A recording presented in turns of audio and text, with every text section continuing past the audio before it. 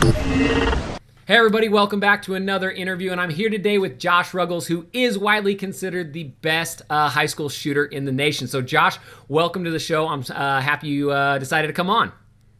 Thanks for having me. I really appreciate it. Hey, no problem, no problem. So you've got kind of a crazy basketball journey. Why don't you just give us a little bit of a background, how old you are, the teams you've played on, and some of the cool stuff that you've gotten to do.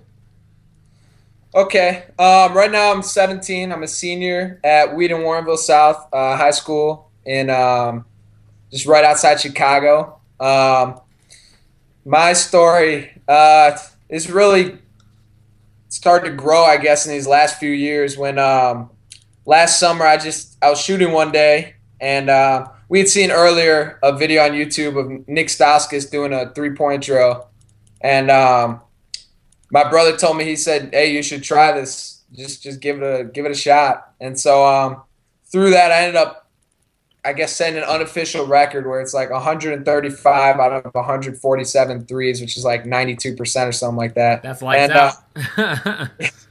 And so my brother tweeted that. He tweeted it at a bunch of I get famous sports people and networks and stuff like that. And people like Dick Vitale, Drew Brees, Phil Jackson, Dennis Rodman. There were some really good ones like ESPN. ESPN took hold of it. And so it kind of just went viral really quick. And after that, it just kind of started to grow a little bit. Somebody from this professional basketball league in Spain, they saw it. And so they thought they kind of have like their all-star weekend at the beginning of the year. And they have a 3-point contest, and they thought it'd be a good like marketing tool to bring me as a high schooler out to compete in it. And I mean, they didn't think it was a serious thing. The pros didn't think it was serious, and for me, it was, because it was an opportunity.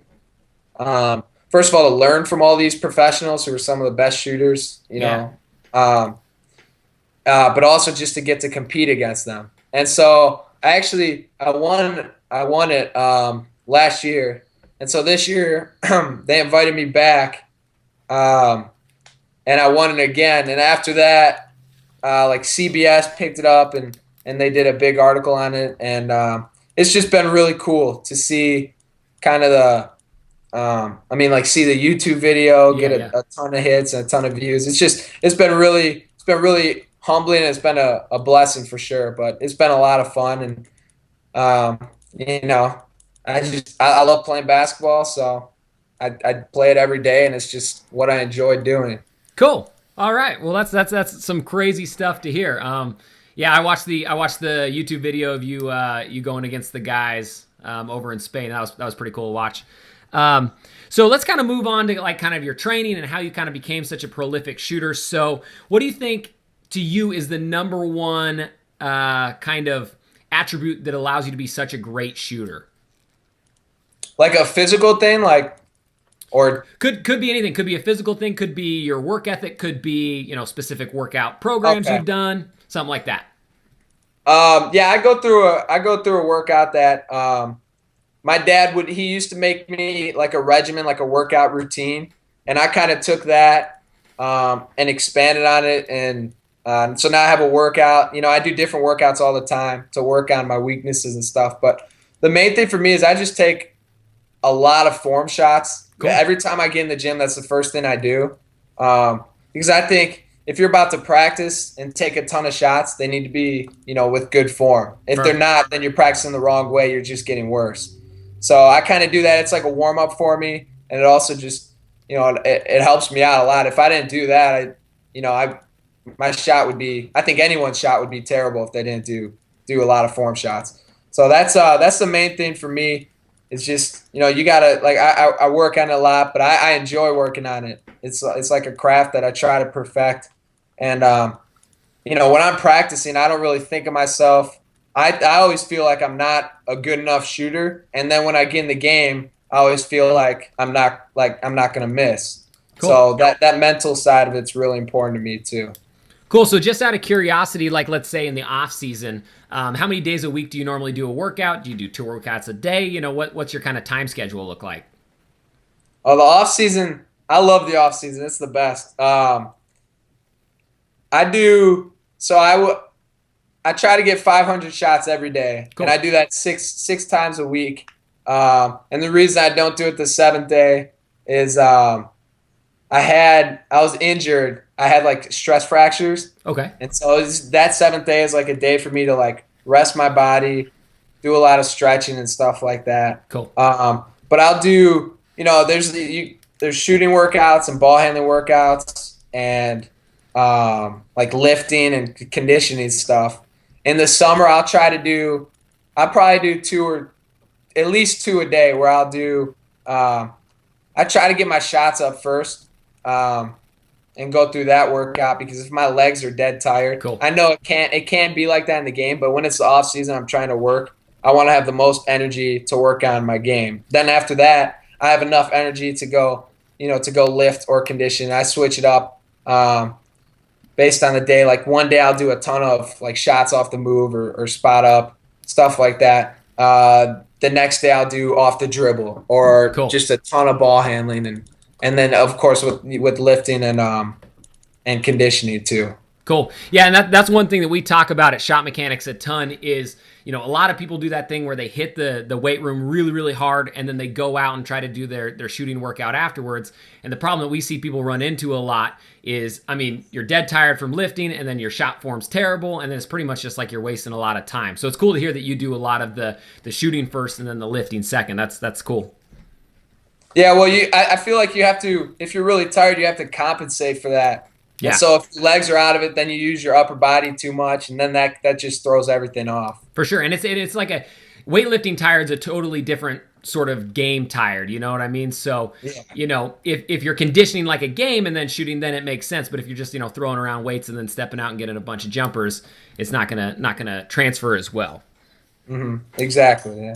So another thing that I absolutely love about your game. So you're not, from the videos that you watch online and the ones that go viral, it's really easy to think that you're just a catch and shoot guy, just wide open, catch and shoot all day, every day. And it's true you can do that, but after watching your highlights and stuff, what I love is you can shoot off the move. You're good off the pull-up. You're good off of reading screens, flare cuts, curl cuts, step backs, the whole 9 yards, which that's what we're all about is teaching people to be kind of lethal scorers more so than just the quote-unquote shooter.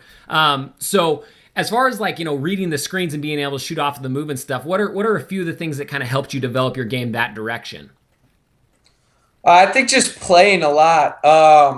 I've been face guarded, and so that's kind of it's made it so that I have to be able to read screens. Yeah, yeah. And obviously, there's still a ton of room for improvement in every aspect. I think of everybody's game, but for me, that's definitely an area that I always try to work on.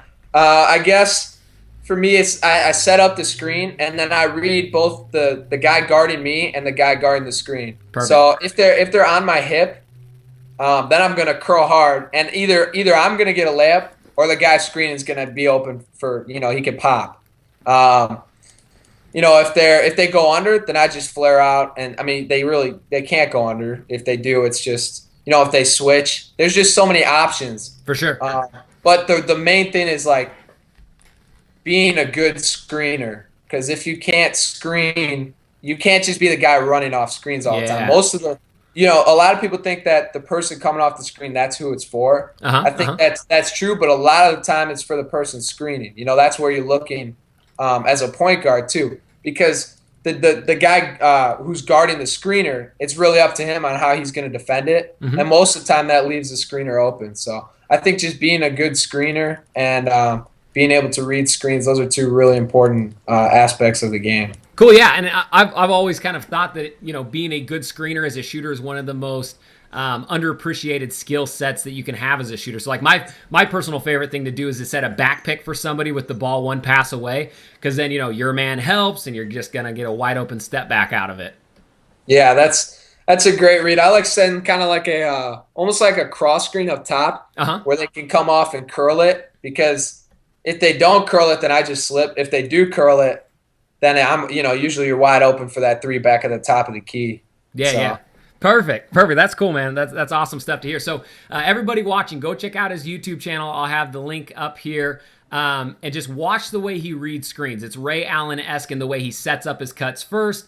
And I mean, running off screens is a lost art. I wish I had $1 for every time I watched a high school game and it was just thinking like miss screen, miss screen, miss screen, just constantly the whole game long. So go check out his videos and just kind of watch the mastery of running off screens.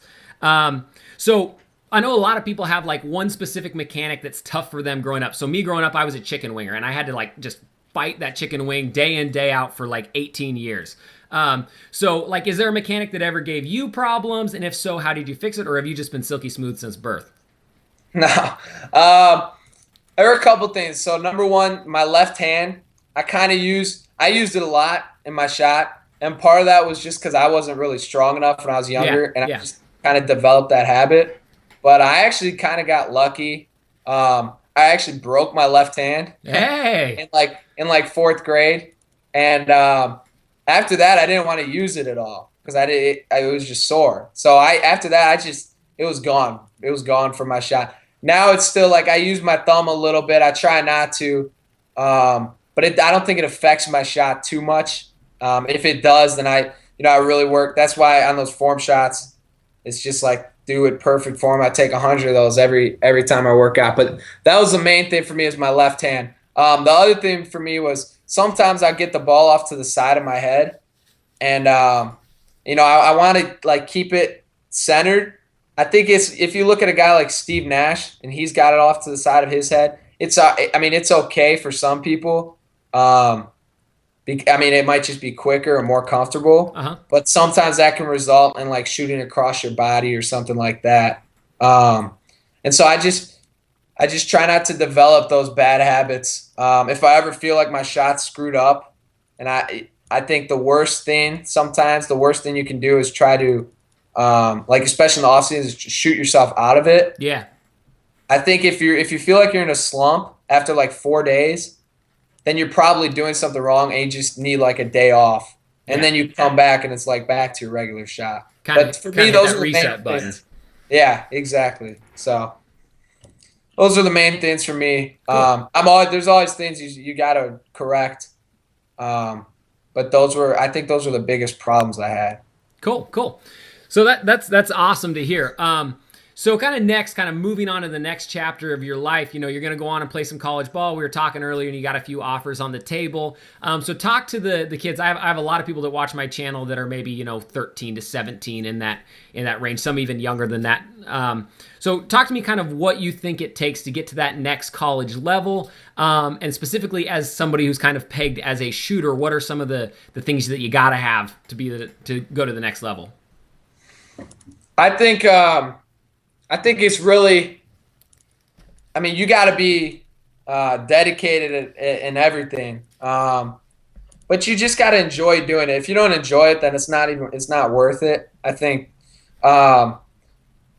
there's certain things. I think you got to watch film. You got to practice a lot. You got to play a lot and have fun with it. I think a lot of it is mental too. A lot of people take a ton of shots, and then their mentality is, if they miss one, I'm going to miss the next one too. And then it's like everything they've worked on is just gone at that point. Mm-hmm. I think it's really, you hear the saying that basketball is like 80% mental, 20% physical. I believe that the majority of it is mental for sure. Because, you could have the physical, but if you don't have the mental, you're in trouble. If you have the mental and you don't really have the physical, you're better off than you would be the other way. True, very true. All right, well, let's throw you out a little bit of social media plug here. So if the Splash Army wants to follow you on your journey, what do we got? We got Twitter or what's your preferred social media? Twitter for sure. My Twitter is @real Josh Ruggles. I did that in 7th grade as a joke because, when you like start Twitter, who to follow, and it's got like real, it's got all these famous people. And so I said, I'm going to take real Josh Ruggles just kind of as a joke. One of my friends made his Twitter name fake Josh Ruggles. But yeah, that's my Twitter, and that's what I use the most. So. That's funny because I saw your Twitter handle a couple days ago, and so I was thinking like I was like, well, he's probably got people like trying to take his Twitter handle from him. You know, that makes sense. It was just for fun. Oh, It was funny. So. man, that's cool. Well, thank you for taking the time to come on. I really appreciated talking to you. Got some great knowledge and insight, and we can't wait to kind of see where you go in the future. So I am pegging you now the Splash Master General of the Splash Army. So congratulations on that. Thank you for having me on too. I appreciate it. I watched some of your stuff. I really like the way you guys break it down. So Cool. you got some good stuff for sure. Cool. Well, we'll be sure to have you back on at some point in time. And we'll continue to follow your journey, man. All right. Thank you very much. All right. Thanks, Josh. All right.